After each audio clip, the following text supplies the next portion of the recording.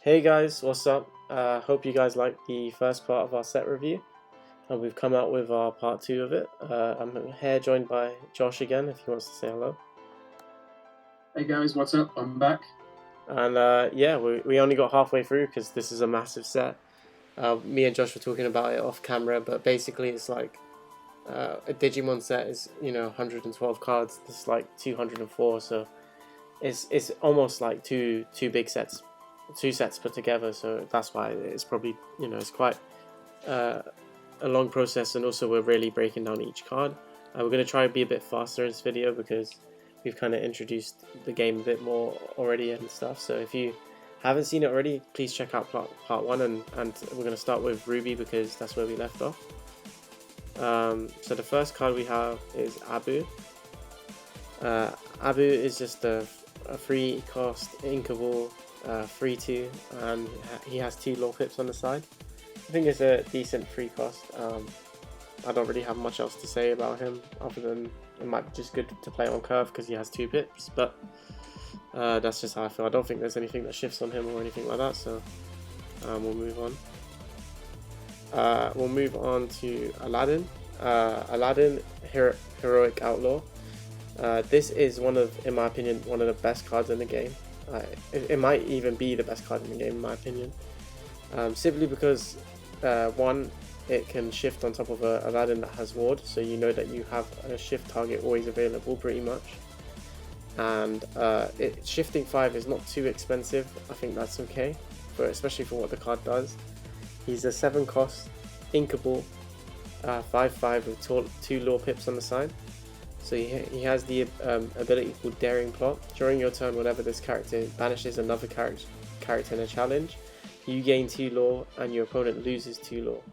So in multiplayer, it's absolutely fucking cracked. So it's like it's just crazy. It's gonna rip 2 lore from each of your opponents, and then but you don't like the gain lore doesn't stack. So you only gain 2 lore. But even in single player, that's really good. The ability to make your opponent lose lore and you gain is just pretty strong. It allows you to. It's basically like questing with him, but even better because your opponent loses 2 lore and you get to remove a body off their field. Also, if they don't have anything out, you can still quest for 2 lore, so it's just a really flexible card. Do you have anything It seems like it's a really strong tank card, and like a really good aggro card as well. Because, I mean, yeah, it has the 2 pips, which is great for general questing. But as you said, if you can banish another character, so if you can defeat one of your opponent's characters, clear their board a bit more, you're still getting the 2 lore, and you're getting rid of them. It does seem like it's a bit of a broken card. And there is ways to keep him alive, like with bodyguards and like things that potentially just restand him. Like I think Red has there's an ability called Fan the Flames within Ruby, so we'll see that in a minute. But yeah, it's just a pretty interesting card for sure. We'll move on to the baby Ruby version of Aladdin. So he's 3 cost inkable 2/2. He has 1 lore pip on the side, but he has an ability called Improvise. So when you play this character, each opponent loses 1 lore.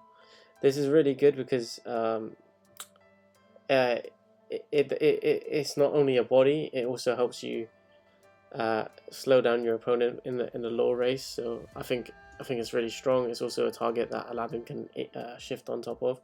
So potentially, if you're playing, I think you should. If you are going to play Aladdin, you probably want to play it with green, just because that an Aladdin that has ward is very strong. But you have 2 low cost Aladdins that one has a good ability, the other has, well, actually, sorry, they both just have good abilities, and you can shift on them later on. And this one especially, there's no harm in playing him at all. So I think it's pretty good, especially in multiplayer. Yeah, I mean, here's a 3 costs, and that is slightly more than other cards which are 2 health, 2 defense, but it really is for that ability that you want to use him.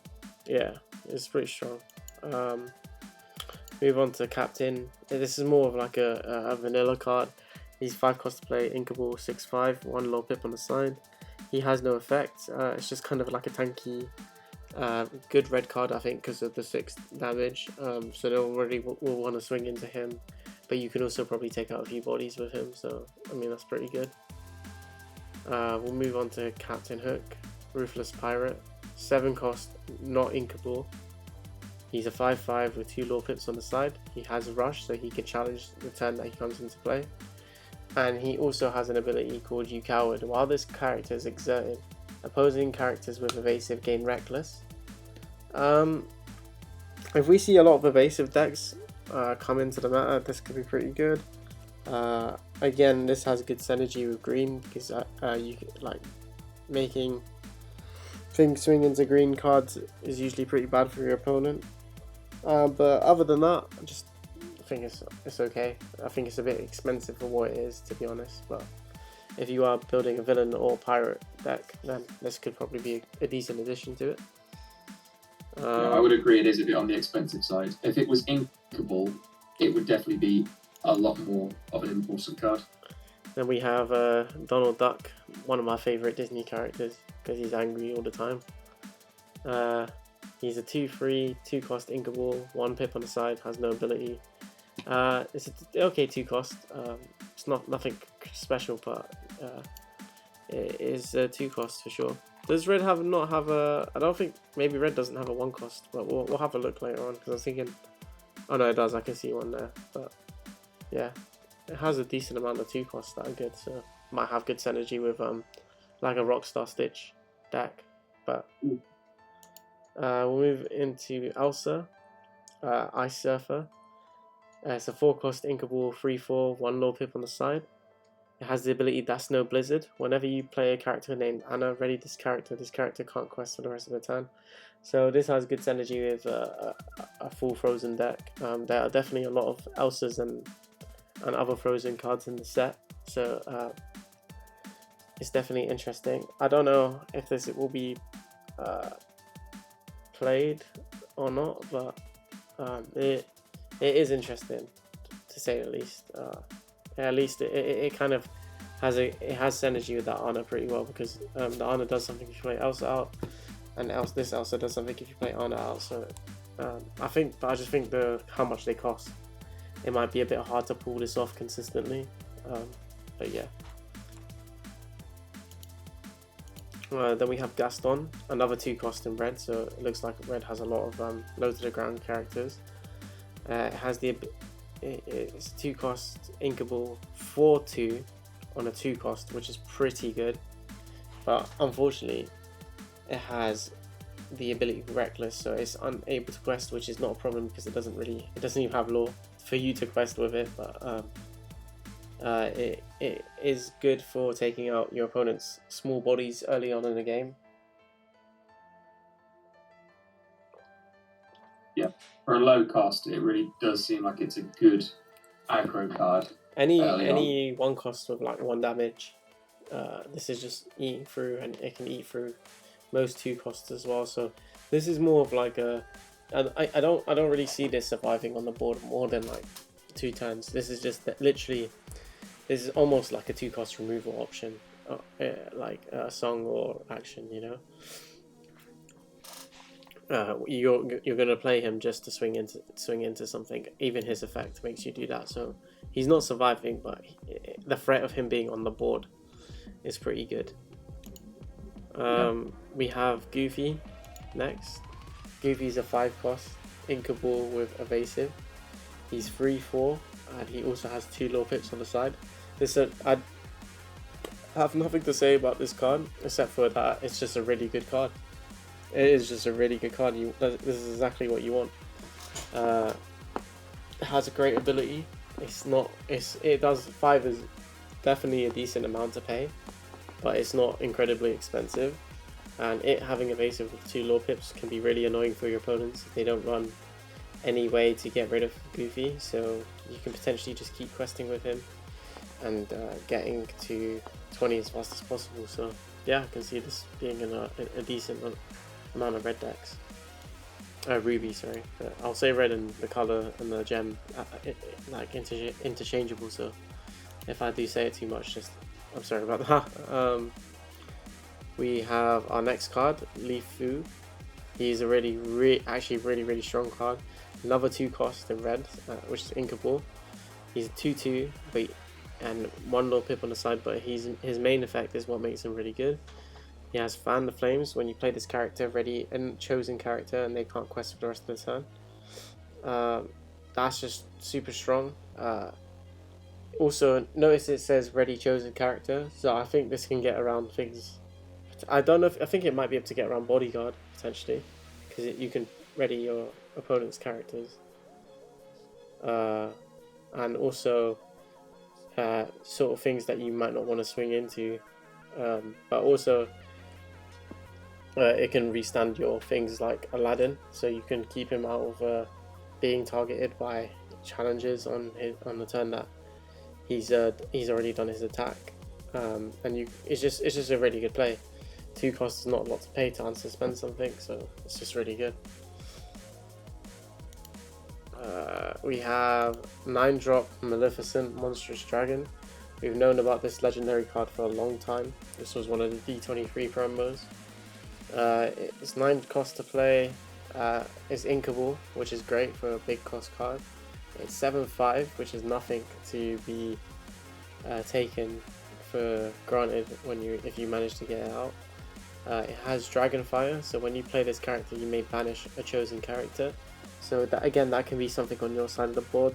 There might be a reason you might want to banish one of your own characters if they have an effect that works when they're banished. I know one of the characters goes into your Inca when they get banished, but I mean, other than that, I can't think of one of the top of my head.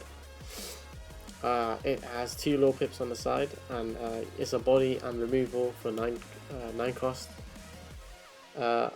I think this card is okay.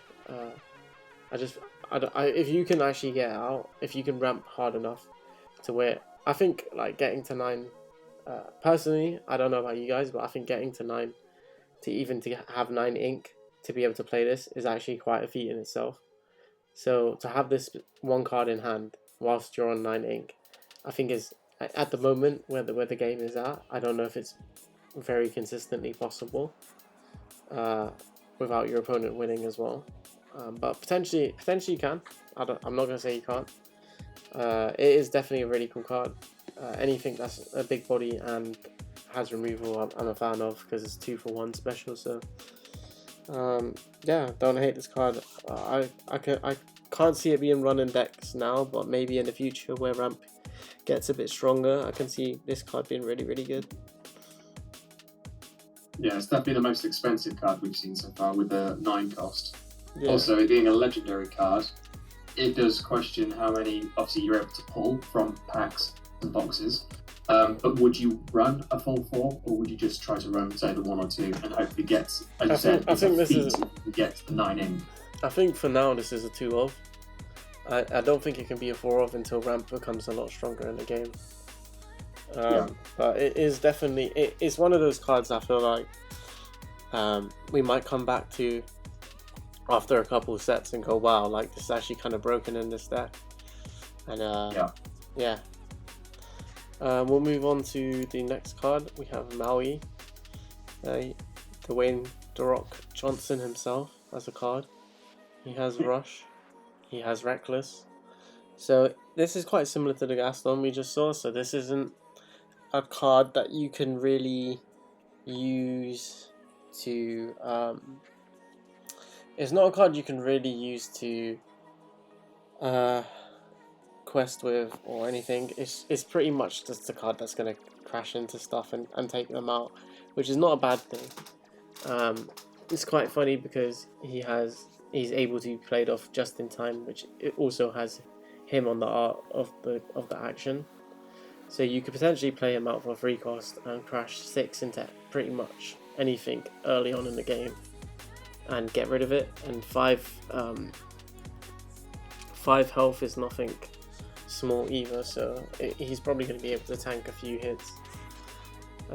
Yeah, but I don't really have much else to say. These cards are kind of scary because you know your opponent is going to swing them into your stuff, so they kind of have to. So, but you can also play around that by only leaving like small things that, things that are already low on life suspended, and then at least trade some damage into Maui, if you get what I mean, as well. Or just go really wide. Yeah, so we'll move on to Mickey Mouse, Brave Little Tailor. This is another legendary card. It's also one that we knew that existed, so it's quite interesting that they had 2 legendary cards available at the D23 events. But he is 8 cost, which is very expensive, but he is inkable. He's a 5/5 with evasive, but he also has 4 lore pips on the side. I'm pretty sure this is the only card in the game so far that has 4 lore on the side. And 4 lore is a big amount. It's basically 5, and if you think about it, you gotta go 5, 10, 15, 20, so it's almost a quarter of your way to 20 lore. But obviously getting it out for 8 cost is again nothing easy to do. I have very similar take on this card as I did the Maleficent, whereas this card is probably maximum a 2 of right now. But if you can somehow build a deck with all the cards in the first set that ramps you to 8 and 9 lore, ink very quickly, then you know you're good.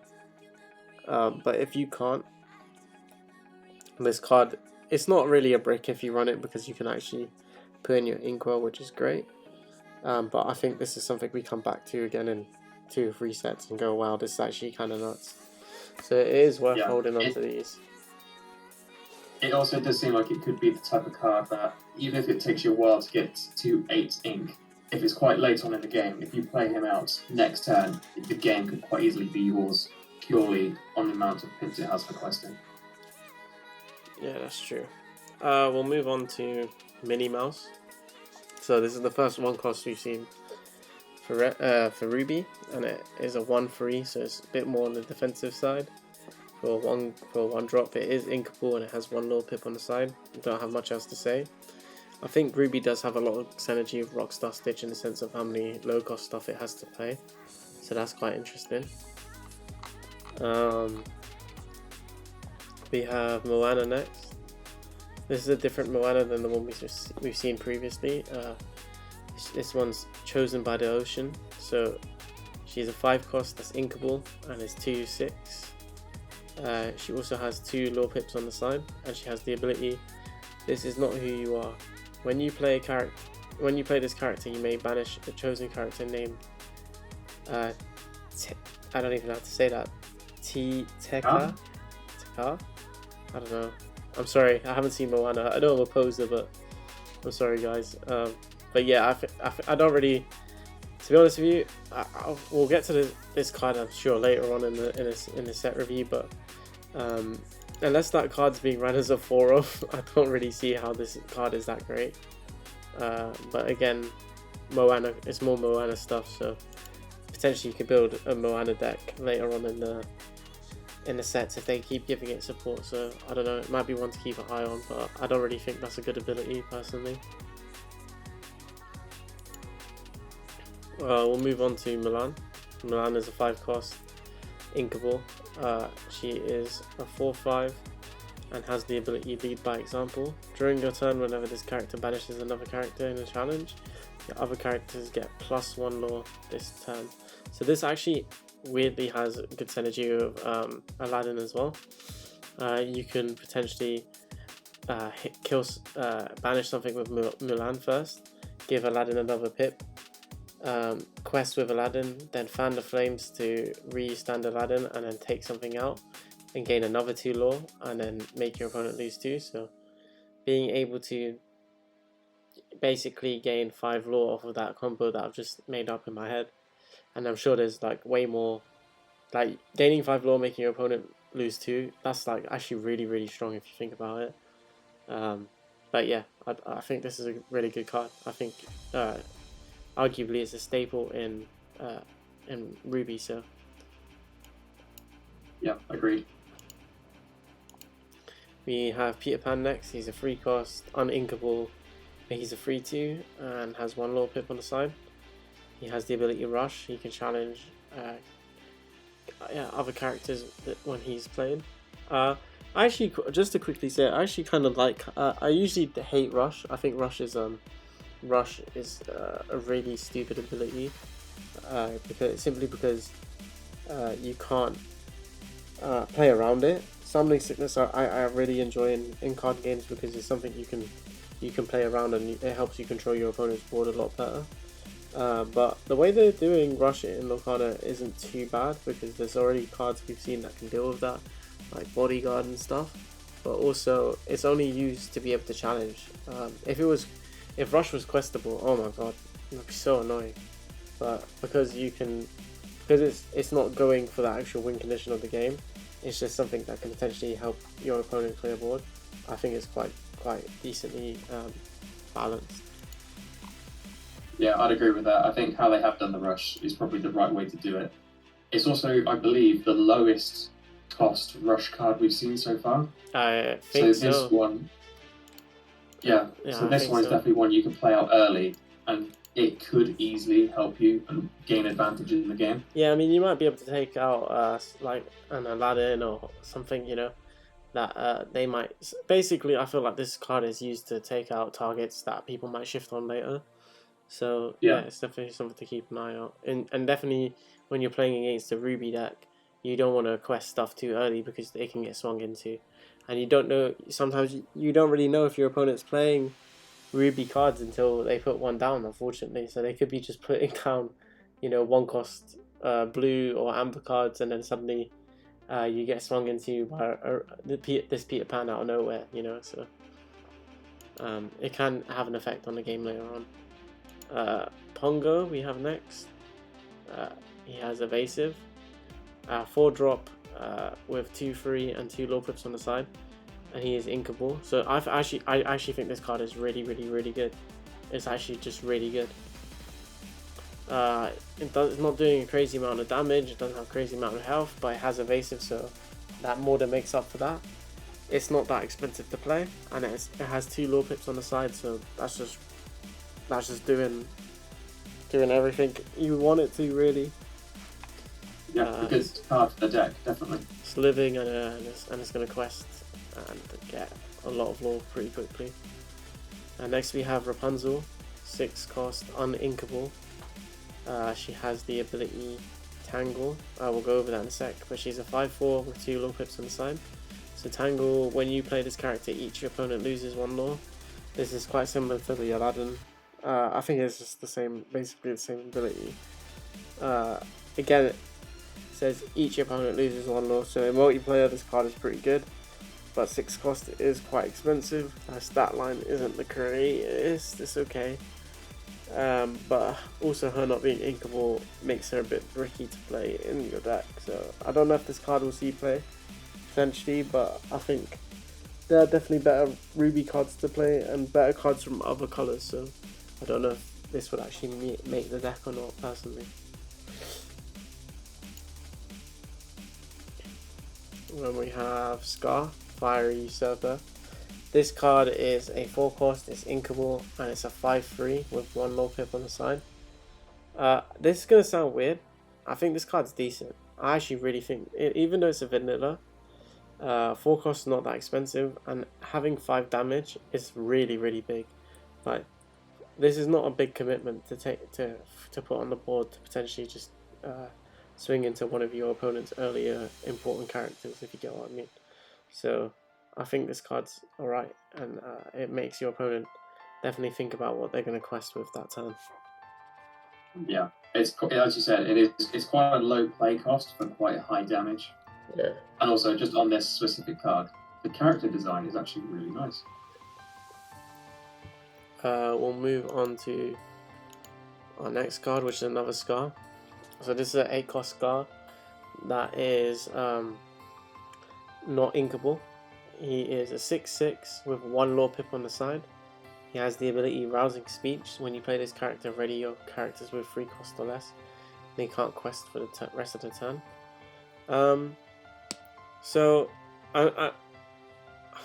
it's a bit weird because I feel like this is support for a later set when they bring out hyenas, and all the hyenas are going to be 3 cost or less. But I'm just thinking about what it works with now. It kind of works with Rockstar Stitch now, in my opinion. So you can potentially go quite wide with a Rockstar Stitch, and then shift into the Scar, and then and ready all your characters that you've gone wide with Rockstar Stitch out. But at the same time, are you going to have enough ink to do both? And unfortunately, I don't think you will.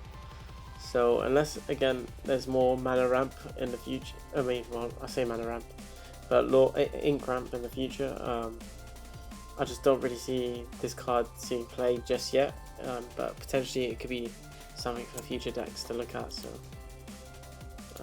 yeah, you make a good point, because like Rockstar Stitch, the base Stitch is 2, shifting into Rockstar, that's a 4, so that's 6 just for one shifted Rockstar. And then for this one, say you've used this card, that's 4, shift into 6, that's 10. So that's 16 total inkwell that you need. That is an awful lot. yeah, it's actually cheaper to play this character outright than it is to shift. Like, yeah. Well, actually, I think it's like that for every character, so you might, well, more or less, but so kind of ignore me on that one, but it's definitely very expensive. We'll move on to another, so we have another 1 cost in red, so again, more low cost characters. Sergeant Tibbs, 1 cost inkable, 2/2 1 low pip on the side. I think this is pretty decent. It's definitely helps with the consistency of your deck and getting things out early, which I think is good for Ruby, to be honest. But yeah, it's not bad. We'll move on to the next one. We have a little Stitch in a bush. He is a 6 cost inkable and he's a 4/6. Do you know what they kind of missed out on? If his damage was 2, his stat line would be 626. Damn. But he has 3 low pips on the side, and he's just kind of vanilla, but he's a beefy vanilla with 3 low pips. So I don't know. I don't think this is going to see play, just because you have a lot of cards in Ruby that have better effect, and in other colors as well. But yeah. We'll move on. So this is the card that Moana was referencing to earlier. Right, it has the ability Reckless. This character can't quest and has must challenge each turn if able. This is again another suicide card. Basically, you're just swinging this into other characters, and then with it having 8 damage and 6 health, this is actually, I know it's not inkable, but this is actually kind of horrible if you get it out and your opponent has no way of dealing with this card. That stat line is kind of gross. 8/6 is really gross. This is just constantly probably smashing into your opponent's stuff, so if they don't have any high damage characters, this could be really bad for them.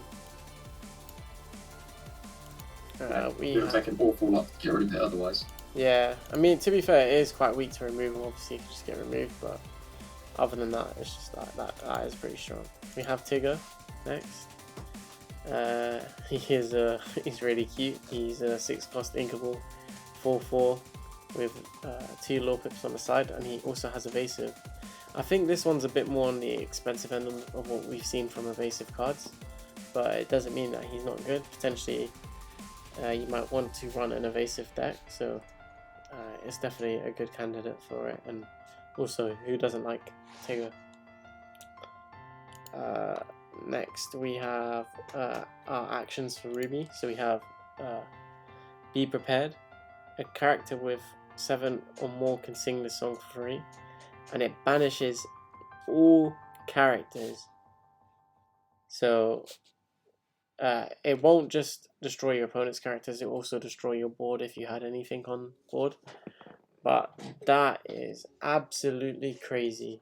And the fact that it can be sung by a high cost character for free is pretty funny. But so like you could potentially quest with all your characters, right? Be in the lead, and then you can fan the flames to restand your 7 cost character, and then sing Be Prepared for free, and then that will just destroy all your opponent's board. I think this card will probably be, I like to use this word a lot, the most cringe card of this set. I hate this card already, and I will probably never run it in a deck potentially. But not because I don't think it's good. I just don't really like my own board getting wiped as well. So, but yeah, I just think this is really weird. I think it's something that uh, um, might not needed to have been printed for the first set. Um, but it is definitely an interesting card to say the least. Anything that just reads destroy the entire board basically of characters just feels crazy to me. But I don't know. How do you feel about it, Josh? I mean, it's an interesting card for sure. I am glad it's not inkable. I think that definitely helped to reduce the amount of that people would run of it. Yeah, that's true. For the cost, though, it definitely does seem like this, and this is a card for the end game. Like, this is very much, this could help you make a big comeback late game. Yeah, I think so. It's just I can see it being really annoying, like to have Yeah. to deal with, and especially because like in the first set we don't have tremendous card draw, so you're if your opponent top decks this against you and uses it against you, you're just like, man, I hate my life kind of deal, Yeah. So I could see that, to me, that I could see that being really annoying. But other than that, I do think they have thought about the balancing of it as well to some degree. So we'll just have to see if it sees a lot of play or not. But I hope it doesn't ever see any play. Yeah. It is a rare card as well, so there is quite a lot of opportunity for people to be using it because it is a bit more accessible to pull out of packs. Yeah, I mean, I don't think that's something we should necessarily cover. I think, obviously, I think we're a bit paranoid about getting potentially legendary cards and stuff like that. And I do see like that can be a potential problem for the future, especially if they're really good cards and they see a lot of play. But if Lorcana is doing the right things, then it will make sure that there's enough product available, if not on launch later on and midway through the set. So hopefully that there won't be a shortage of supply of cards and for boxes to be open. That you'd have to worry about things like rare cards or super rare and above, we'll just have to see. Like we said, we don't know the pull rates yet, so their pull rates could be super generous or they might be really bad, so we don't know. We're gonna move on to our next action, cut to the chase, with Super Saiyan making the Taylor, because he just looks like he's a Super Saiyan in this picture. It's just literally kind of flying, almost, ready to chop people down with his scissors. But it's a 2-cost card, it's inkable, and the chosen character gains rush this turn. 2 costs to give something rush seems a bit broken to me. I do think that is. I actually just think this is a broken card. I don't know how many you run. I think it is very deck dependent. But bear in mind, you don't have to just give cards from Ruby rush. So I don't know if you remember that prince. What's his name? The prince from Sleeping Beauty, but the one from Amber that we saw earlier. Basically, that card has an ability where if it gets banished in a challenge, it can banish another character. So potentially you could play this for 2, play like that prince card out, swing it over something, and trade it into it so that he gets banished as well, and then just banish something else. So I can see this being quite broken, if you get what I mean. Yeah, I get what you mean. And that character was Prince Philip. Prince Philip, that's it, yeah. So this with Prince Philip already just looks like Omega broken to me, and because this costs not that much, you can definitely pull that off in a game for sure. Yeah, we'll move on. I like how the flavor text is surprise as well. It just reminds me of the meme. It's a very memey card. We have our next action, which is one of the best cards in Rubies, 5-cost, uninkable, but it has the ability called Dragonfire. Oh, so it is just Dragonfire. It's like the ability from the 9-drop Noliths that we seen earlier, but it just banishes a chosen character. Now that's just crazy. That's absolutely crazy. Just get rid of anything. There's no requirements. There's no like characters with a certain health or below, or a play cost or below. It just can get rid of a 9 drop or 10 drop. Like, it can get rid of anything basically. It's pretty strong. So if someone's just played out Maleficent, you just play out that. Yeah, you just clap it back. Gone. Yeah, exactly. We have a 1-cost action, Fan the Flames. Ready chosen character, then they can't quest for the rest of the turn. Fan the Flames is actually broken as well. It's really good for, in my opinion, an Aladdin deck, because it allows you to restand Aladdin. So then there's no war, like you don't have to really. So I don't think. Wait, let me just quickly go back up, because I don't know if Aladdin's. Oh, maybe you can check for me, Josh. Is Aladdin once per turn? The shift Aladdin. Yeah, the one that gains 2 law and makes your opponent lose 2.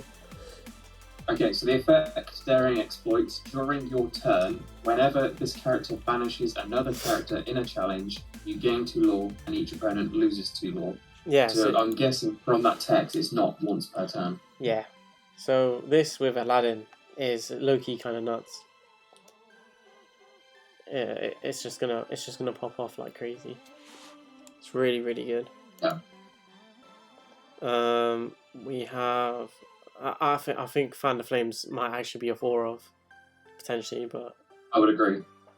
Because you can combo it with a number of characters. If any character has retaliation, obviously you're going to do some damage to another character first. I mean, but you can just do an awful lot with it. The first 2 characters I think of is, to be honest, Aladdin and Mulan, because Mulan you can use to take out 2 things, so all your characters are getting plus 2 law. Yep. And then with Aladdin as well, it's just it could just go crazy. So, yeah, we'll move on. So we have, he's got a sword. Chosen character gets plus 2 damage this turn.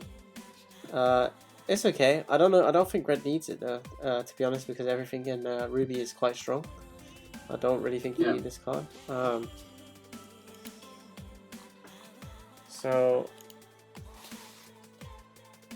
Tangle. Maybe that's. Sorry, go on. I was going to say, he's got a sword. Maybe that's more for the dual-coloured decks. So you're thinking about your other deck, which may be more of the other colour. Sorry, which may be more of a support colour, and you've got a few of those characters in there. Yeah, it is possible, but I just don't know. I don't know if you have space for it. If you get what I mean. Yeah. Next we have Tangle. So each opponent loses 1 law. I think this card is really cute. I don't know if it sees play. In multiplayer maybe, but in single player, in 1v1s, I don't think this card really sees much play. I would agree. Next we have items. We have Poison Apple first. Poison Apple is one of the most annoying cards in the game. So I'm gonna let you guys into this card now. I'm gonna let you guys know why this card is so good. Okay, so any decks that hate removal, they're gonna play a card called Aurora Sleeping Guardian, and this character this card literally just kills Aurora, just straight up. Unless they have 2 Auroras out, they're not getting rid of her. But this card just completely breaks down your opponent's defenses, because it basically is a 3-cost uninkable card. It's an item, like you only get to use it once. It has the ability to take a bite, so you pay another ink to banish this item and exert chosen character. If a princess is chosen, banish her instead. So you don't really use it to exert characters, but at least it has a secondary effect. So if you are playing against a deck that doesn't run Aurora, then it's good. But this just lets you get rid of Aurora, and then all your opponent's defenses just kind of drop, because Aurora protects your opponent's board. I think this is a really annoying card. I think Aurora was actually a really balanced card for the game, because there's so much removal in this first set, and this is something that just gets rid of her. So I don't really like it, but it is really strong. So I wouldn't sleep on this card. We have next 1-cost Inkable Shield of Virtues, the item. It has the ability Fireproof. You can rest. You have to exert this card and rest 3 ink. Ready chosen character, they can't quest for the rest of the turn. Actually, really strong because it's basically another Fan the Flames, but it costs a bit more, but it is recurable. We just talked about how good Fan the Flames is for this deck. I don't know if you run this as a 4-of. I think Fan the Flames is definitely a lot cheaper to run. But basically, with Ruby, if you're questing and then restanding and then attacking, man, you're just doing so much damage to your opponent. It's unbelievable. So I can see this being a good card.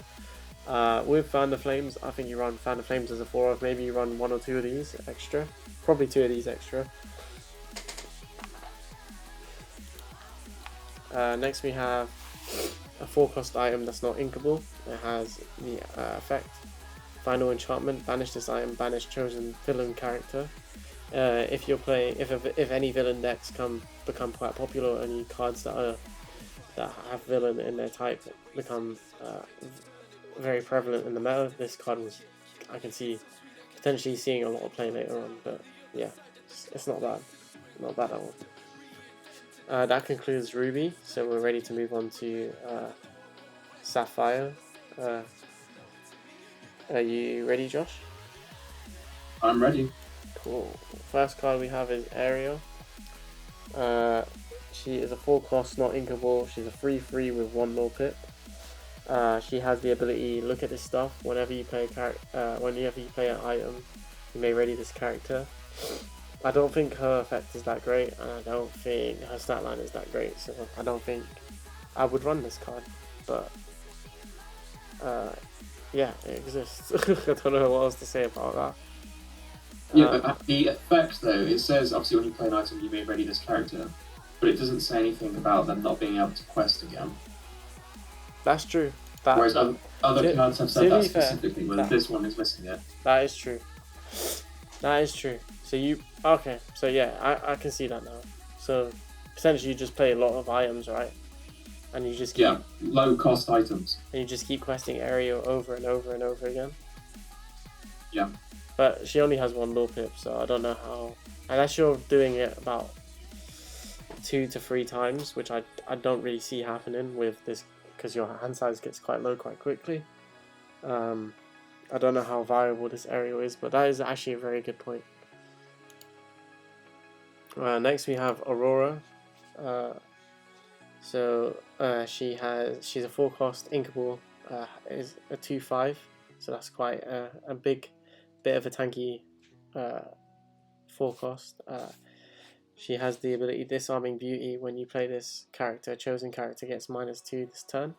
I think this is a good card. I think it is a decent card for sure, and it's probably one you might want to see on curve.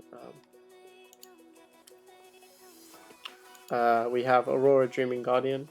So she is a 5-cost inkable. She has the ability Shift Free. As she has Protective Embrace. Your other characters gain ward, so opponents can't choose them except to challenge. I think this card might be my favourite card in the game, and I'm probably going to get 4 foil versions of her, especially because you can get 1 in the starter deck. Yeah, I love this card. It's actually my favourite card. It's one of my favourite princesses as well, so that helps. And yeah, I just think it's really good. I would potentially think about not even playing this game if this card didn't exist, because there's so much removal. I just don't think playing into people's removal is very fun. But this allows you to protect your board, and it makes a lot of strategies more viable. I think I would add a lot of colors to blue just because of this card. I don't like. I really hate removal in card games, especially like board wipe removal, and even the expensive Banish All Characters card that we saw earlier, she would actually protect all of your other characters besides herself. So she's not broken because you can still target her, so you have to basically just you have to target Aurora to get rid of her, and then you can start targeting other characters. But if there are two Aurora on the field, they both protect each other, so it makes your whole board immune to effects. But they can still be challenged into, so that you have to be careful about that. But other than that, I think it's a really great card. I have nothing bad to say about it. Yeah, when we've been playing with proxy decks, you've been running this card, and it has been really, really challenging to try and get around because of the ward effect. Yeah. And your deck, just keep that in mind, actually, because your deck isn't running that much removal within the deck as well. So imagine how good this card is against red and like other cards that have a lot of removal. So obviously she needs to tank a few hits.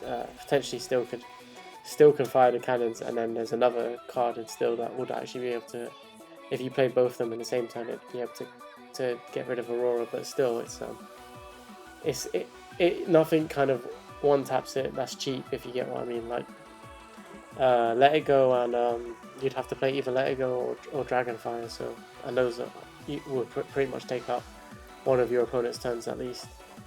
And if you shift into her, they're paying more to get rid of her than you pay to shift, so it's not too bad. We have the 2-drop Aurora next. This is just good. This is just really good because, and I think it's a 4 of in every Sapphire deck. Just because I think the other Aurora, the one that we just looked at, is a 4 of in every Sapphire deck, and this is the perfect target to shift onto. So, and it's a 2-cost inkable 2/2 and has 2 lore pips on the side, so that's a lot of 2s. But that's just a really good stat line for a 2-drop. It's just really good. It is. I also think it's actually one of the cheapest, like this specific one, Aurora Dreaming Guardians and Aurora Regal Princess, is probably the cheapest shifting total we've seen so far. Which is good for the game, because again, getting board wiped out of nowhere is not fun for anyone. At least you can protect yourself, you know. Next we have Belle. She's a 3-cost inkable. That has a 2/3 stat line, so 3 is a little bit okay because you're going to take a little bit of hits. It's not too bad. She has the ability to tinker whenever this character quests. You may pay 1 less for the next item you play this turn. I think this character is really, really good. Not only does it have 2 lore pips, you're also benefiting from being able to play an item for 1 cost cheaper. So you can play a lantern for 1, and then you could immediately use that lantern, and that is just benefit. You're not really efficiency wise losing out on anything there, so I think that's pretty good. I do really like this card. I mean, I love the artwork, but also this card specifically works really well with the aerial we mentioned earlier. Because obviously if you play out a lantern, for instance, reduce the cost by 1, you're playing out an item card, which means aerial can then restand. And again, I think that tinker for Belle is when this character quests, so you can only do it really once unless you can get that character to restand again. Yeah. But still. Yeah, no, it still helps, I can see. And we have another Belle. So this one is, I actually think the artwork on this one is a bit like goofy looking. I don't know why, just something about it. I don't like compared to some of the other cards. I think this game has a lot of beautiful artwork, but I just don't kind of feel bad they did my girl dirty on this one, because I really like Belle. But she's a 4-cost inkable. She has a 2/4 stat line with 1 ink. Sorry, one lore pip. She has the ability to read a book. During your turn, you may put an additional card from your hand into your inkwell face down. So that's really good for ramping. It helps you ramp really quickly. And also, my favourite part, while you have 10 or more cards in your inkwell, this character gets 4 lore pips additional. So if you quest this, it's 1/4 of your win condition done for you. I can see this being quite good, potentially really game changing, and really good for ramp deck. As you'll see, Sapphire has another ramp card, so I can see this being pretty good. Next we have Chief Tui, I guess, right? 7 cost Inkable, is a 3/6, has the ability support, so he can when he quests he can give his damage to another character, and he has 3 low pips on the side. I think it's good, but 7 cost is very expensive, and for you're paying what you're paying for 7, I think is not worth it in my opinion. Next we have Late game though, it could be okay because late game realistically you should have say 7 or more ink in your inkwell. You can play him out. I mean, again, this is late game, but if you chain it right, it can work out quite well. But I get what you're saying; it is very expensive. I just don't think it's that good, but maybe if you see merit in it, it might be okay. But I just don't think it's. I think there's other cards that I would rather run than him. We have Donald Duck. He's a 5 cost Inkable. He's a 4/3 with 2 low pips on the side, and he has Ward. This is a really good card to see on curve. He has a lot of good things going for him, like Ward. He is a bit weak though, so if he got challenged, I think he's pretty much gonna get clapped by pretty much anything at that point in the game. Next we have Flounder. He's a 1 cost Inkable 2/2 with 1 low pip on the side. Again, just another good. All these 1 costs are really good consistency cards. They help you get questing a bit earlier, so I wouldn't sleep on putting things like this in your deck. Next we have Grandma Tala. I don't know. We have the Grandma card, and this is the one that I was talking about earlier. So she's a 2 cost Inkable. I'll be with you when this character is banished. You may put this card in your inkwell face down and exerted. So it's just a deterrent for your opponent to swing into, so that's why it's quite weak in the stat line. But also you can crash this into if your opponent has 1 health left. This is really good to just crash into something, because as soon as it is banished, you basically just get a free ink later on to use. And then also sorry, I was just going to say, for me, if I'm running a blue deck or part blue deck, I would say this is a 4 of purely on that ability. I mean, it's cheap to play out. Yeah, it's got 1 damage, 1 health. I mean, you can just swing it into things. You can quest. If someone else wants to kill it off, that's absolutely fine, because you're going to be ramping up your inkwell. You're going to be able to play out those expensive cards a lot more quicker. I was going to say this is quite good into Emerald decks, because they're the ones that have the ability to banish banish the opposing character when they're banished as well. So like basically the retaliation kind of effects. This is really good at doing that last hit into an Emerald character, because when it's banished, it just gets put into your inkwell. So it's not really like it's a bad thing for you either, you know. But yeah, I can see this being good for ramping. I don't know if I find space in it in the deck that I'm building, but it being 2 cost is definitely interesting. 7 cost Hades, that's not inkable. He is a 3/6 and has 2 low pips on the side, and has the ability, when you play this character, you may put chosen opposing character into their player's inkwell face down. So he has on play Let It Go, and he's also a legendary card. So I think this is quite expensive to play, but I can see why he's so expensive, because he's literally removal as well. So I think he is decent in the sense that he's removal, but I do think 7 is a lot to pay for him, and him not being inkable is quite annoying as well. But if you're playing a villain deck and you're mixing it with blue, which is definitely viable, because you're going to see we have quite a few good blue villains in Sapphire. I definitely think you can run this, but yeah, other than that, I don't really have much else to say. Do you have anything you want to say? No, I mean, we've obviously seen a couple of Hades cards earlier in the orange part of the deck and part of the set.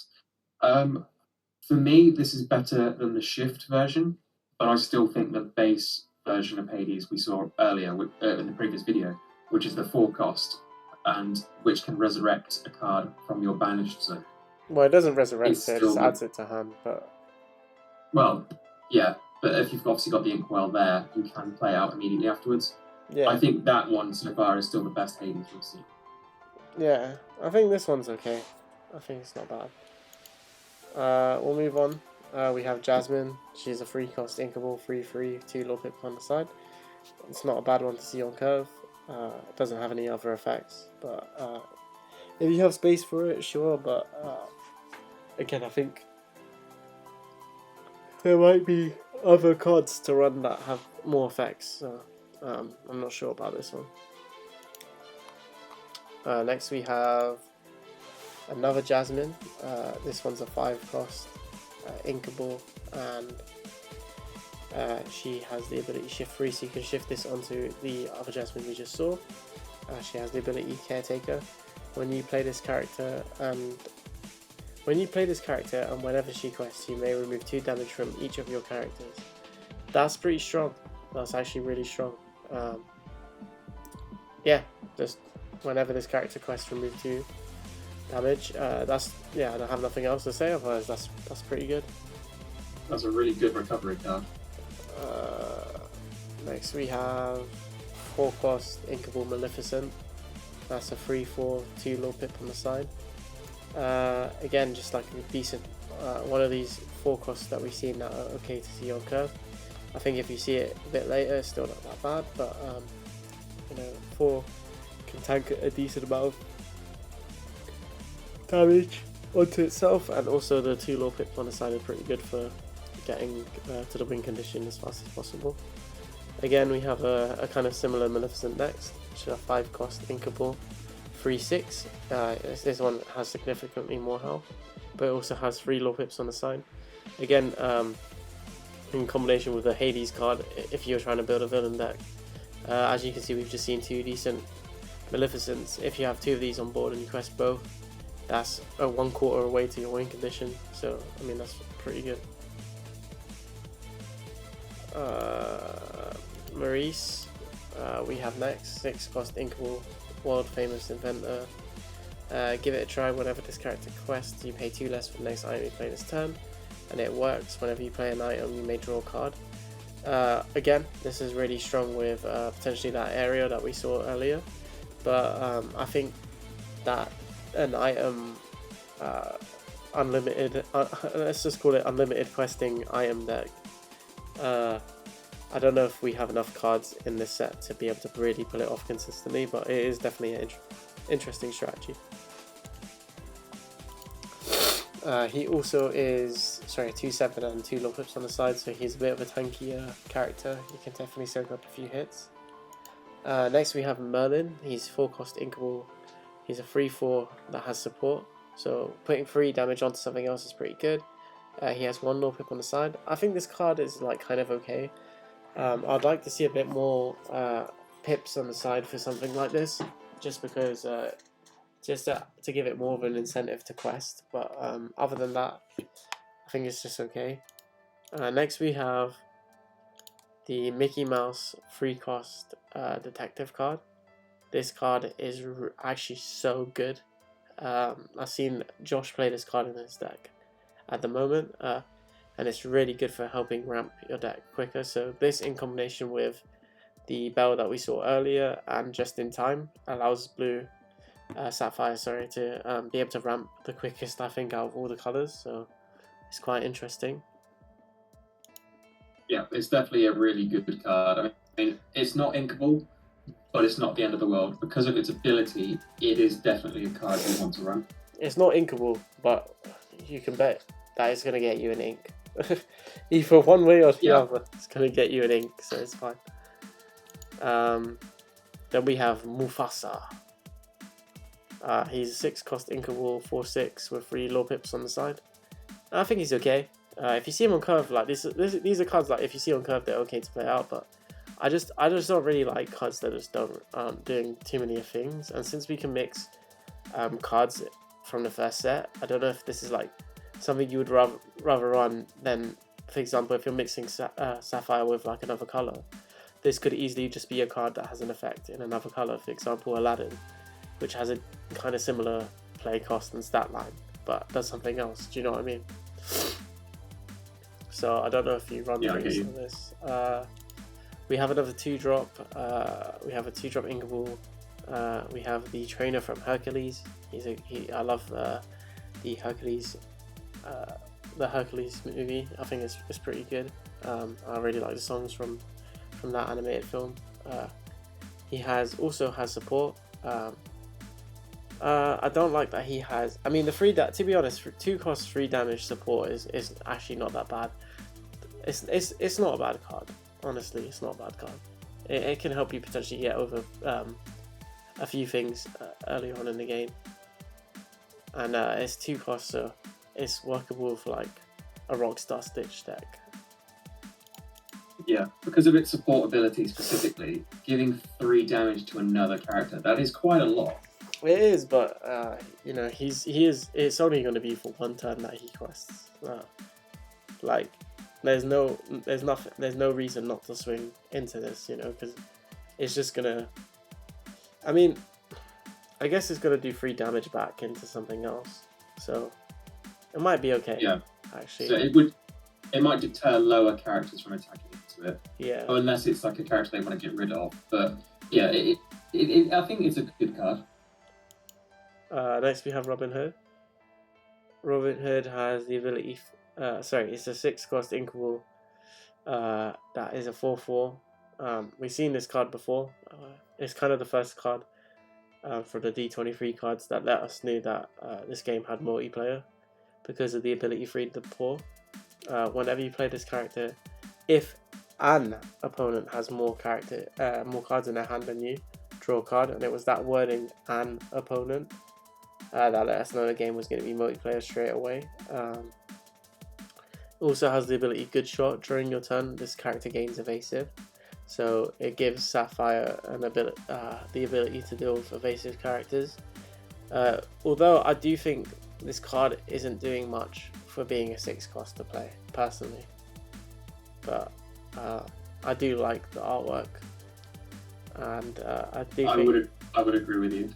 It also has 2 abilities, which we don't often see on cards in this set. Hopefully in future sets we'll see, obviously, more cards have more abilities, but yeah, I don't know if it's good enough, really, but it's fine, I guess. I think, as you mentioned, it's probably a card which is much better for multiplayer. Yeah. I was using this card in our games, and it's like I really wanted to use it because I love Robin Hood in the film. It's fantastic, but for the 6 cost that you're playing, it's quite late on in the game that you'll get him out. His abilities just weren't really helping me out because you and me were kind of both down to only like 1 or 2 cards in our hand. We both had such. I mean, there were a lot of times where I had no cards in hand, to be honest. But that might just be because I'm really good at planning in advance and playing everything that I had in my hand. But yeah, I get what you mean. Next is Scar. He's a 6 cost Inkable, which I like that these cards are 6 cost and Inkable, so you know it's not too bricky earlier on in the game. He is a 5/4. With 2 lore pips on the side. He has the ability, when you play this card, opposing character gets -5 this turn. This card is so good. When you play this card against me, it makes me so mad. It basically just gives a lot of characters no damage, so they're just a free swing into. This in combination with Aladdin is disgusting. Is absolutely this. You're just swinging full health Aladdin into anything pretty much, banishing it and then gaining 2 lore, but your opponent loses 2. So maybe we'll see a Pepsi deck come out. I think Pepsi's probably a decent color combination for the first set, but yeah, we'll see how things go. Next we have an 8-drop Tamatoa, potentially, I don't know its name. It's an 8 cost Inkable. It's a 5/8. 8 is definitely a big health to have on the card. He has 2 abilities. He has What Do We Have Here? When you play this character, whenever he quests, you may return an item card from your discard to your hand.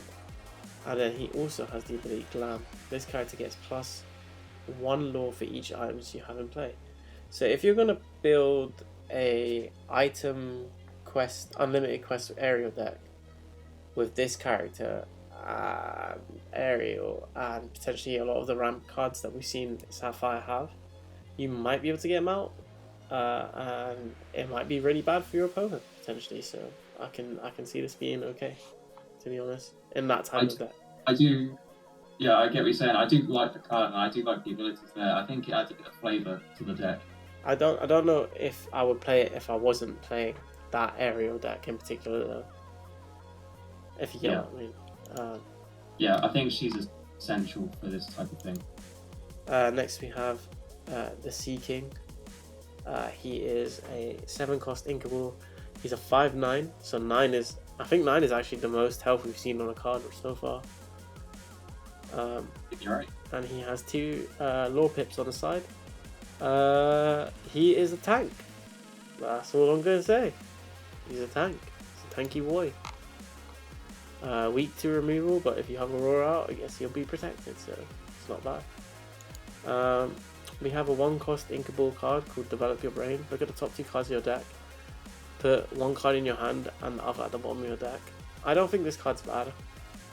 I think it's good for helping cycle through your deck a bit faster, which again, you build a 60 card deck for the first set, but you won't see a lot of the cards in your deck, so this is good for helping you actually find the stuff that you need.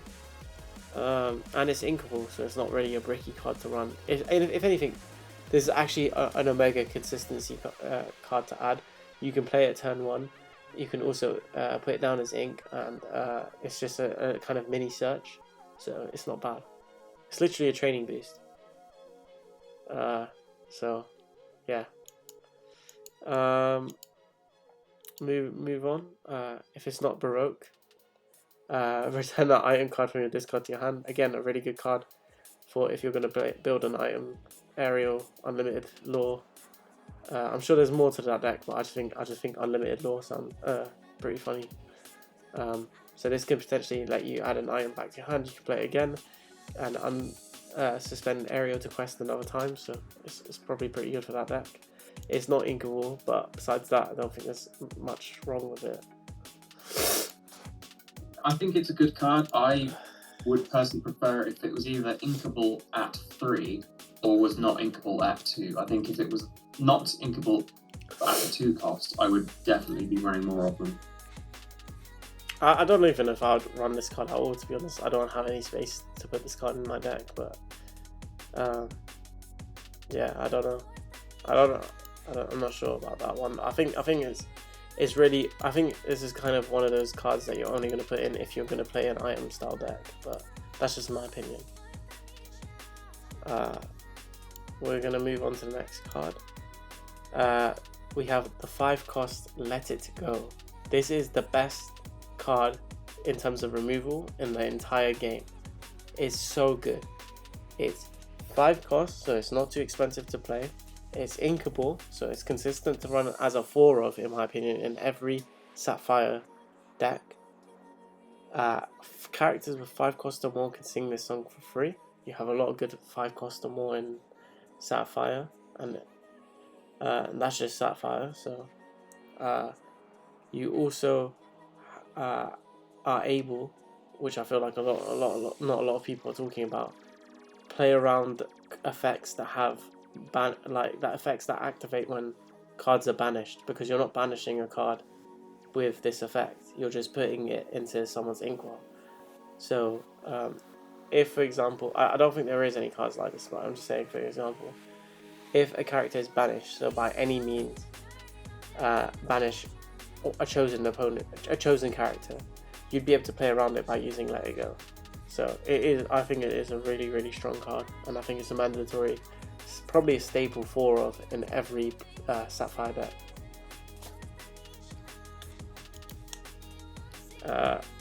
Speaking of Sapphire staples, we also have 1 Jump Ahead. It's a 2-cost, uninkable card, but it is a song, so characters that cost 2 or more can sing this song for free.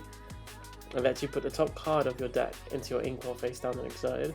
So this is really good because not only can you just put a card in your inkwell at the start of your turn, you're also able to use this card and gain another ink to potentially use on your next turn. So this is a really good ramp card, and I think it is actually a mandatory 4 of in every blue deck as well. So I really think it's that strong. We have some more. We have one last action for Sapphire. We have a 1-cost work together. Chosen character gains support this turn. Whenever they quest, you may add their power onto another chosen character's power. I mean, for 1 cost and being inkable, a lot of Sapphire cards do not have a lot of power at all. So being able to give support to any character and then quest them and put it on another, I just think it's actually really strong, and I think this might be something to look into if you feel like you're unable to get over other characters that you need to when challenging other decks. So we have the items of the deck now. So we have Coconut Basket. It stays on the field, and basically it's 2 costs, it's sinkable, it stays on the field. Whenever you play a character, you may remove 2 damage from a chosen character. So this is really good. It constantly allows you to heal your board, so I think this is pretty strong. It's also not once per turn, it's just whenever you play a character. So if you can play 2 characters in 1 turn, you get to heal 4. So I think that if you've got some quite beefy boys out, having this card on the field will definitely help recuperate them and allow them to keep being aggressive cards. Yeah. We have a 4-cost inkable Eyes of the Fates. See the future, so you can suspend this card, and a chosen character gets +1 lore pip for the turn.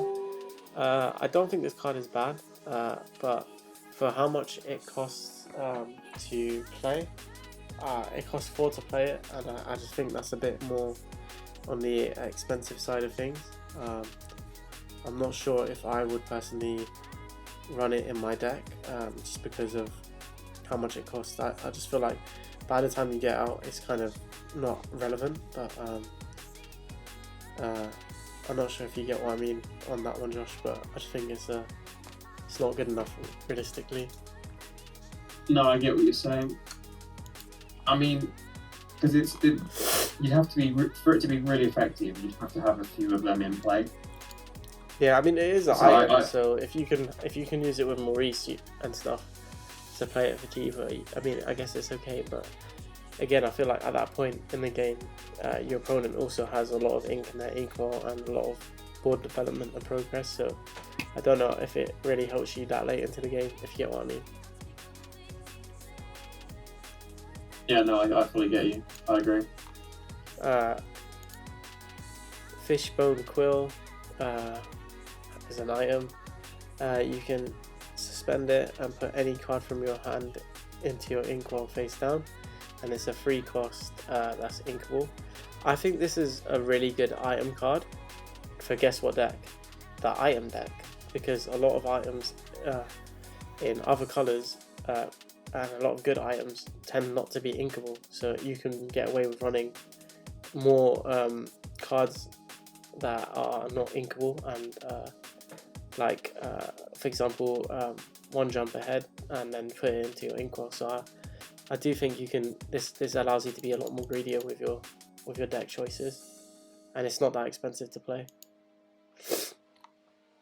Next we have a Magic Golden Flower. It is a 1-cost inkable card. It has Healing Pollen. Banish this item, remove up to 3 damage from your chosen character. So this actually works really well in the item deck because it's a 1-cost item. So if you potentially had 4 of these in hand and Aerial out, you can quest 4 times with Aerial, which is pretty crazy. But yeah, I think it's pretty strong. Yeah, 1 cost to heal 3, that's quite good. It's okay.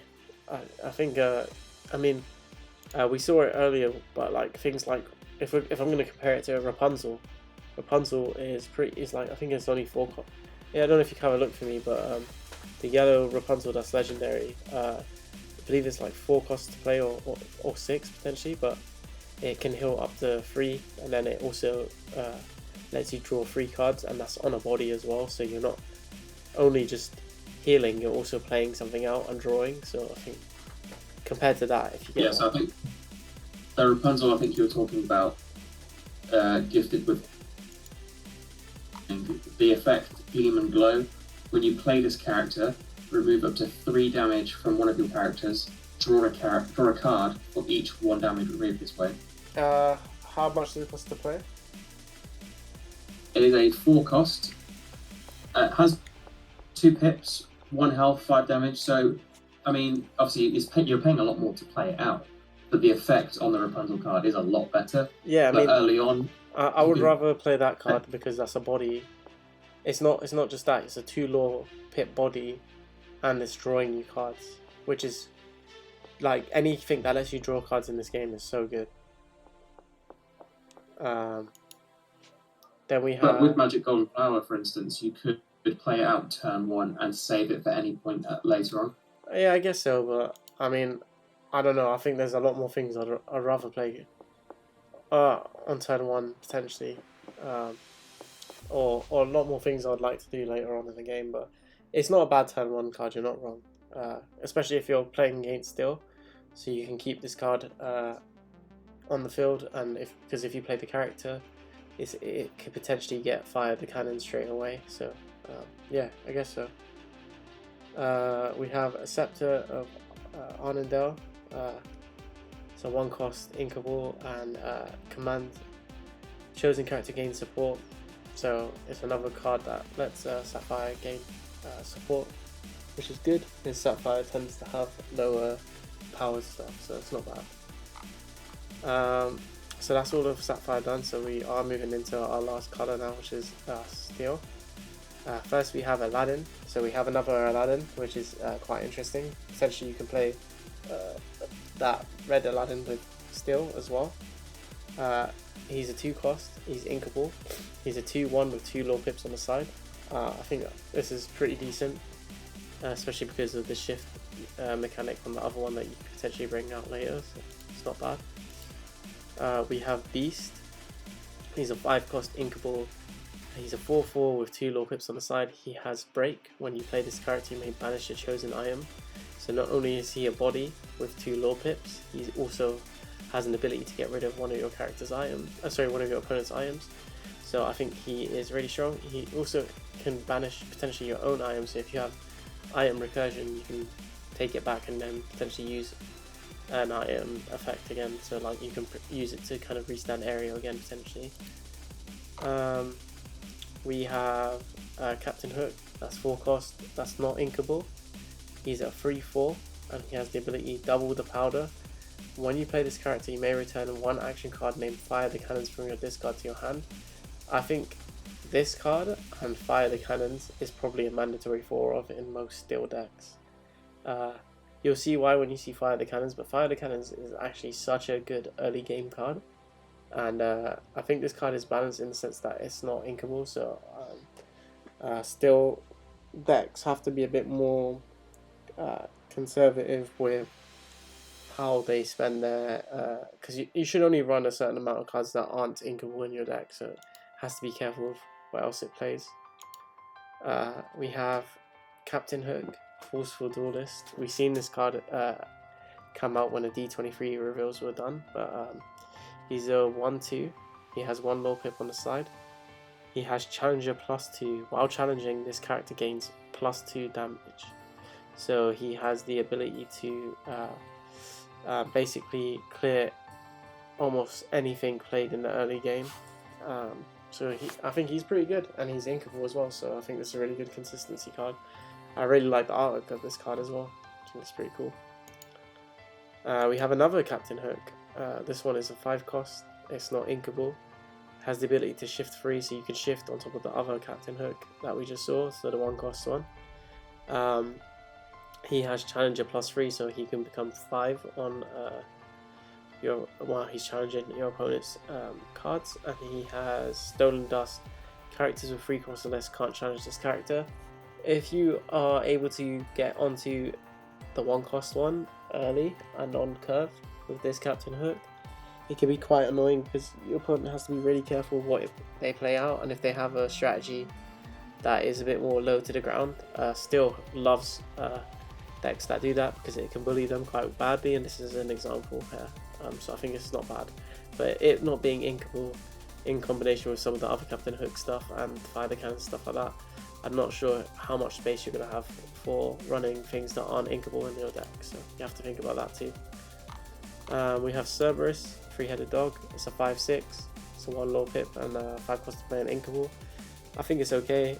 6 can tank a decent amount of hits, 5 it damages a lot, so it can stop your opponent from wanting to swing into it, but I think it's okay. It doesn't really have any abilities, so I'm not sure if you'd run it or not, but we'll move on. We have Donald Duck. This is a part of like the kind of Three Musketeers support that we've seen, but he's 4 cost inkable. He has the ability Bodyguard, so and he also has another ability called Stay Alert. During your turn, your Musketeer characters gain evasive, so that's pretty good. He's 2/5 and a 1 low pip on the side. I think I said he was 4 cost inkable already. I think this is good for the Musketeer deck, and I think, but I don't know if you play him unless he's in the Musketeer deck, but if you get what I mean. Seems too in archetype for it to be good in other generic steel decks. You have Gantu, which is a legendary. He's 8 cost to play, which is quite expensive, but he is inkable. He has the ability Under Arrest. Characters with 2 cost or less can't challenge your characters. And he has 2 low pips on the side. He also is a 6/6. I think this character's okay. It's nice to see that we have a floodgate in the game, but at the point that you play this for 8, if your opponent has a lot of 2 cost characters out, they can just quest with them instead and just win the game. I think a lot of people forget, and I actually really like this about this game, is a lot of people, I feel like, especially in the beginning, are going to try go for board clearing, when if your opponent keeps questing, you'll be surprised at how much quicker they get to 220 before you know. So you have to be really careful with how much you want to play catch up, if you get what I mean. We have next Goons. He's a 1 cost, he's an inkable, he's 2/2 and a 1 low pip on the side. Again, just another 1 cost, that's good. 1 cost are great for consistency. We have Hans. He's a 4 cost to play, he's inkable. He is a 3/3 with 2 low pips on the side. He also has the ability Stage Little Accident, which I think this is one of my favourite flavoursome abilities in this game. Whenever this character quests, you may deal 1 damage to a chosen character. So if your opponent has a 1 health character, it's just Hans questing is just getting rid of it for free, which is really good. And then also it's just nice to have something that has an ability when it quests. So I think this is a pretty good card. I think it might get slept on a little bit, but I do think it's good, and it puts things in range for potentially being swung into. So yeah, I think it's good. We have Hercules. He's a 3 cost. He's inkable. He is a 3/3. He also has Bodyguard. Bodyguard is a pretty decent effect. I don't know if 3 health is really enough to tank too many hits for 3 cost versus something like Simba, for example. But 3 cost is still low in the grand scheme of things, so I don't think it's too bad. We'll move on. We have Kristoff, 3 cost inkable, 3/3, 2 low pips on the side. Other than that, he's not really doing much. If we just compare it to the Hercules we just saw, the only difference is Hercules has a Bodyguard ability versus Kristoff that just has 1 extra low pip. So I don't know. Personally, I would rather play a Hercules over him, but it depends on again the type of deck you're building and how fast or how slow you plan on getting to the 20 law win condition. We have Kronk. He's a 6 cost to play. He's a 6/6. He's inkable, and he has 2 low pips on the side. He is just a big dum-dum, and basically is what the character is. So he's a big guy, big body. I think cards like this might see play depending on if there are like a lot of things like bodyguard and reckless. So it is interesting, but yeah, we'll have to see how he plays out. But I think these cards are kind of too they don't have too much of an impact on game state this late into a game, if you get what I mean. We have Lilo next. 3-cost Inkable is a 4/2 with 2 lore pips on the side. Again, it's okay. It's not a bad 3-cost. The 4, it's good to quest with her because obviously she has 2 lore pips, and then the 4 damage is definitely a good amount that your opponent might not want to swing into her, so it's not bad. We have Maui. He's a 8/8/8 with 3 lore pips on the side. Again, pretty much similar thoughts to what I just said about the Kronk. This card might see play, but again, it just really kind of depends on the meta. If you need something like this, at least you know it's there. But I don't really like vanilla cards, and especially expensive vanilla cards. But at least he's inkable, so that is something. Next we have a 6-cost inkable Mickey Mouse Musketeer. So this is again good with the Musketeer deck. He has bodyguard.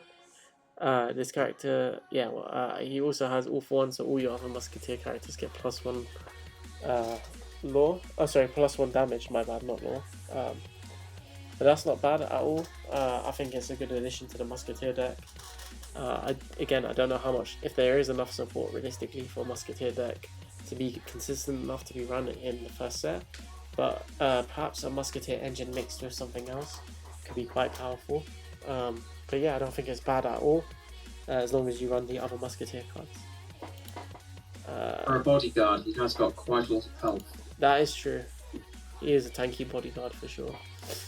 And then if he has evasive from Donald, I don't know if you can, perhaps you can redirect it into him and then he won't take any damage because he has evasive. I'm not actually sure on the rulings on that. I'm gonna have to check, but yeah, that's interesting. Prince Eric, he's a 2-cost inkable. He is a 1/3. He has Challenger +2, so he on your turn he's basically a 3/3, and he has a 1 lore pip on the side. Not a bad 2-cost. Other than that, I don't have much else to say. We have a 1-cost Simba. Again, great to have another 1-cost. He is inkable. He is a 1/2 and has the ability. Guess what? When you play this character, you may draw a card and then choose and discard a card. I think this is actually really, really strong. This actually might be the strongest 1-cost in the game, controversially, because it allows you to cycle, which is pretty good. We have Simba, 7-cost. He is inkable. He has Challenger +4. Pounce. During your turn, this character gains evasive, so it's good at dealing with your opponent's potential evasive characters. It gives still a way to deal with them, the same way Robin Hood does for Sapphire, so I think that is interesting. 7-cost is a bit steep and with no shift, which I actually would really like to see on the Simba character because you have a lot of low-cost baby Simbas. It'd be nice to see a shift Simba, if you get what I mean. But yeah, it's not bad. It's not a bad card, but I think it's just a bit too expensive for what it's doing. Next we have a 5-cost uninkable Simba. He is a 3/5 with 2 lore pips on the side. He has the ability, I know what I have to do during your turn. Whenever this character banishes another character in a challenge, you gain 1 lore. So that's not bad. It's not great, but it's okay. We have next Starkey, which is one of Captain Hook's henchmen. He is a 5-cost inkable. He's a 5/4, so he's quite, that's not a bad stat line to be fair. He has 1 lore pip on the side, and he has the ability Aye Captain. When you have a captain character in play, this character gets +1 lore pip, so I actually think this is pretty good. If you build it around a deck, it's not that bad to run in a steel deck, I don't think. We have we couldn't say this name before, we can't say it now. It's a 6 cost that's inkable. It has the ability to steal the heart. During your turn, whenever this character banishes another character in the challenge, you gain 2 lore. It's a 5/5 with 2 lore pips on the side. I think it's okay. At least it has an ability. But this character name card is always going to be a bit weird to run, because if they make it a card that has this name and is too powerful, people are just going to be able to run the Moana with silver bullets for it. So I'm not sure if you get what I mean on that. That is true. Yeah, that is true, and I get what you're saying. Although this TCAP is possibly the best one we've seen so far. Oh, I just realised it's legendary as well. So that's the other legendary. I think it's the lowest cost one we've seen so far, which is also inkable. Obviously, it's quite strong. It's good. It's got good health. It's got 2 lore pips, and also whenever you banish a character, you gain 2 lore. So it seems like this card specifically is designed to be. It's designed to do well no matter what you do. Yeah, I get you. I just don't know. I think because of the Moana being such a silver bullet, it's like if this ever becomes good, I'm not saying it's not good now, but I mean if it becomes better, it's gonna be so weird to run because of that Moana card.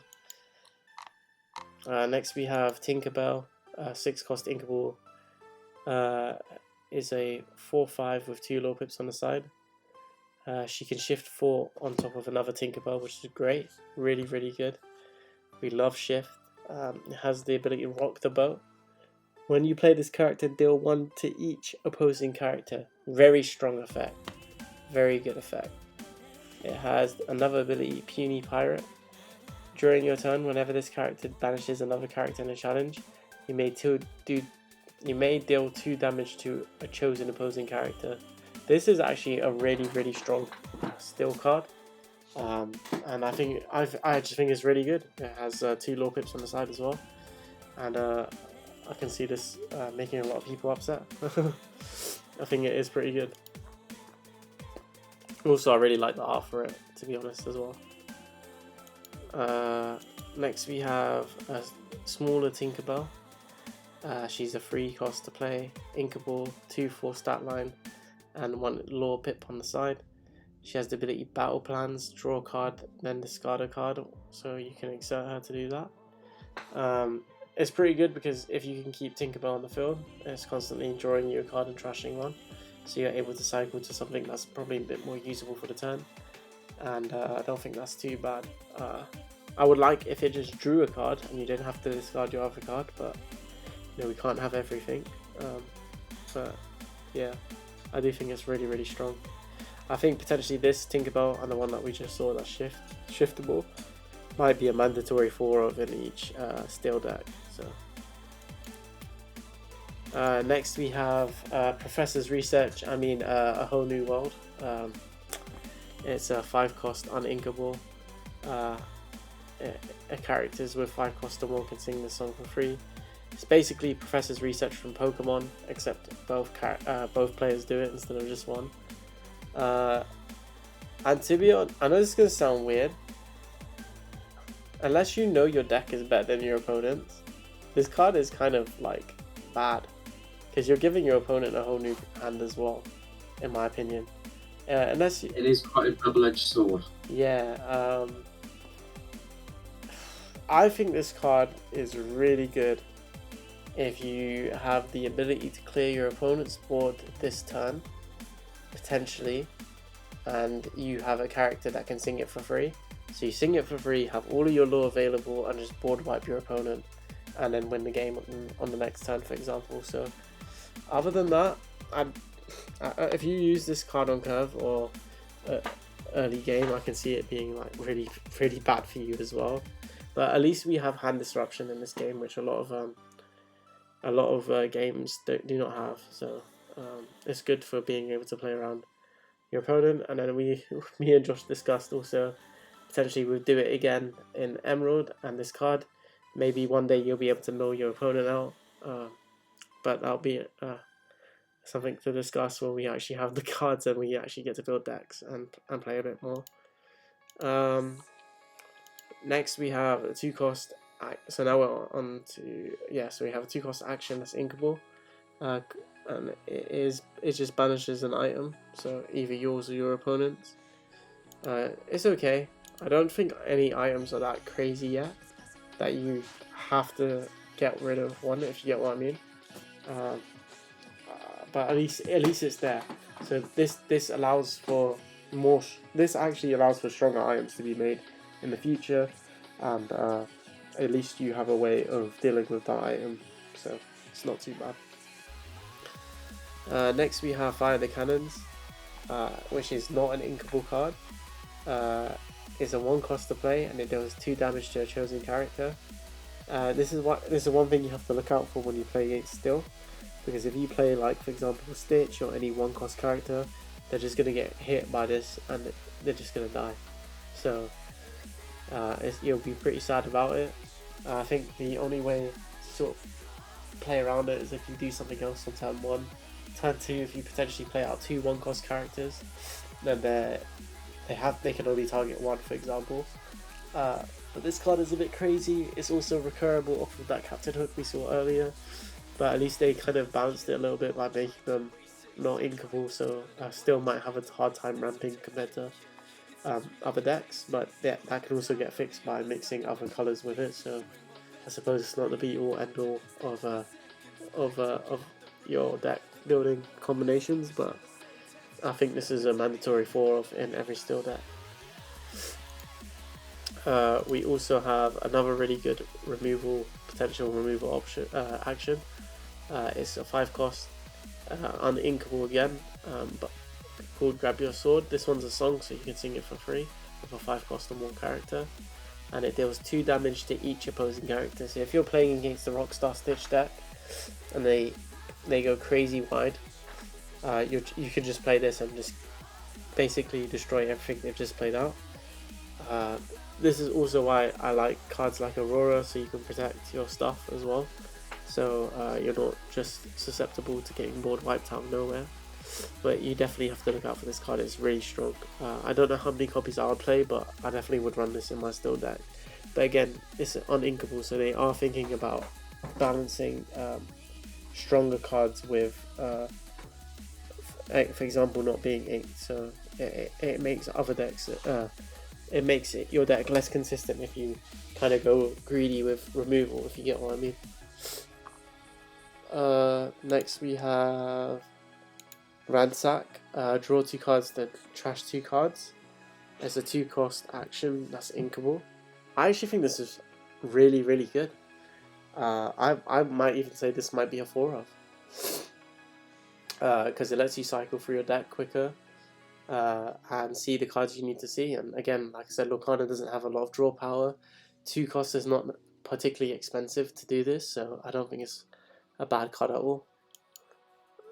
No, and with certain combinations, as we've seen, you can recover cards from your trash, your banished zone. So doing it right, doing it in the correct order of things, this could be very, very beneficial. We also have Smash, which is in Still. It's a inkable 3-cost action, deal 3 damage to a chosen character. So I think you can see a theme with Still's actions, and I think it makes Still a very strong colour potential in the first set.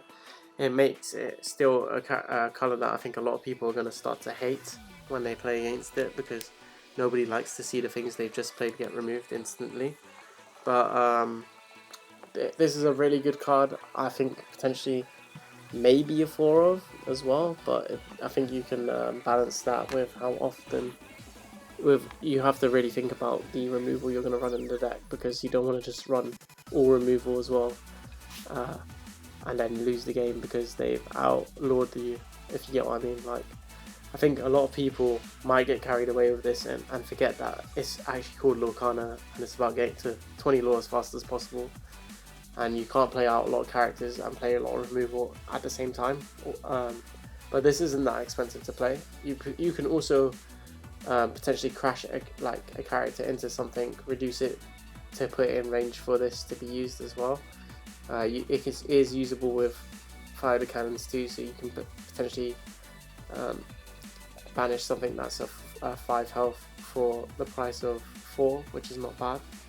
But obviously you have to have both cards in hand to do that. So, but yeah, I think it's pretty good. We have Beast Mirror. It's a 2-cost inkable item card. Has the ability Show Me. If you have no cards in your hand, draw a card. I think this is okay. I think if you're able to, sometimes you get kind of bricked with cards in your hand that you're not able to use. For example, the more higher play cost cards that are not inkable, like Josh's experience with Hades. So in that, if you have cards like that in your deck, you might not want to run this because it is likely that you will always have that one card in hand until you have the ability to play it, and then at that point, you might not be able to use Beast Mirror anymore, if you get what I mean. But free ink to draw 1 card, it shows you how important card draw is in this game, and how much they're valuing it as well. I do think that we do need a lot more draw power in the game in total, because I think it's kind of hard to make piloting decisions with only top decking your next card. But yeah, I do think it's an interesting one. I'm not sure if you'll run it or not, but it's okay. Frying Pan, it's a 2-cost inkable card. Clang, banish this item, chosen character can't challenge during the next turn. This is good at keeping your stuff alive. Again, I'm not sure if you'll run it, but it is an interesting effect. It is actually a way of, I would say, dealing with Aladdin, but at the same time, then Aladdin can just quest and gain 2 lore anyway, so it's not really like it's stopping anything, if you get what I mean, as well. But if you have a wider board, it kind of, or something important that you don't want to get swung into, at least this protects it. So next we have Musketeer's Tabard. It's a 4-cost uninkable card. It's all for 1, 1 for all. Whenever one of your character's bodyguard is banished, you may draw a card. This is, again, Musketeer support. I think the Musketeer engine can be potentially pretty strong in other decks, but you have to, I think someone's going to have to figure it out, see if it, what type of synergies it has with other cards in both Amber and Steel, because those are the cards that have Musketeer cards at the moment. Next we have Plasma Blaster. It's a 3-cost uninkable. It's an item with quick shot, so you can suspend the item and you need to use 2 ink to deal 1 damage to a chosen character. I actually don't think you run this at all. You have so many other better cards that do more than 1 damage for cheap. Like, compare this to Fire the Cannons. Fire Cannons, yeah, I know you can use Plasma Blaster turn after turn, but Fire the Cannons just does what Plasma's trying to do, but instantly and better. So I don't know if you would actually run this, especially because it's not inkable, so it can be quite bricky to run as well. Next we have our promo cards. I think these cards are also in the first set, but I'm not entirely sure on that one. I don't think Goofy is, but we've seen Hey Hey and Mickey Mouse already. And I think we saw Yzma as well, right, Josh, or no? We've seen Yzma already before, Yeah, yes. so we've seen all of these promo cards before. Maybe, Obviously, except for Goofy, we haven't seen Goofy, have we? yeah, I'm fairly confident we did. Oh, okay, so I don't know what the promo cards kind of are then. Maybe they're just different finishes or something? Could be. Obviously, as the cards themselves haven't actually been released yet, they could be alt arts. Maybe they're just signalling it on here as a thing to kind of look out for. Yeah, we have to see how it goes. Our store has, thankfully, has organized play, so hopefully we're able to get some of these cards and see some of them, potentially show it off to you guys later on in future videos. But I think that wraps everything up, so I think we'll move on to just some closing comments of what we think of the first set. I'm going to let Josh go first, and then I'll go after, and then we'll have a little bit of a back and forth and then end the video. So how do How do you feel about the first set of Lorcana, the first chapter? Well, I think, as you know, I'm very excited for it. It does seem like there's an awful lot of cards. Like as we mentioned before, this and like in previous meetings, etc. 204 cards for a set release is a lot. Yeah, it is Obviously, going to be Disney hard to has a get. massive library of films. It is going to be hard to get a lot of the, even some of the uncommons and commons you need, to be fair, and the rares, to be fair. Yeah, but obviously that makes sense as well. Disney has a massive library of films. Obviously, they'll be releasing newer characters, different designs with future sets. Yeah, it is But confirmed you that know, I think the second set and future sets will be around this size as well. So if they are, that is a lot of cards. yeah, it is good because it allows a lot of archetypes to get support as well. So it's not just like there won't be. Hopefully, there won't be just like one or two tier 1 decks of the format, for example, and all the colors and all sort of color combinations and in archetype decks within those colors also get support. So it'll be interesting to see. Um, I like dual color straight off the bat. I'm a big fan of that, and it also works to their advantage because again we don't have a big card pool, but if you were gonna run a pure amber deck versus mixing amber and, for example, still, you know, the amber still deck, in my opinion, probably will win because you're not only using the best cards from amber, but you're also using the best cards from still. So I am really happy about the dual color stuff from the bat.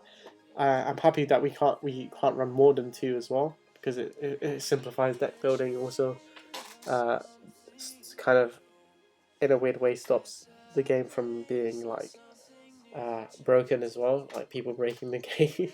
But yeah, I do think the first set is definitely interesting. I think we have a lot to look forward to, and hopefully we'll produce a lot more content on this channel. But I hope you guys enjoyed our set review. Josh, do you have anything else you want to say? No, I think we've covered an awful lot in these videos.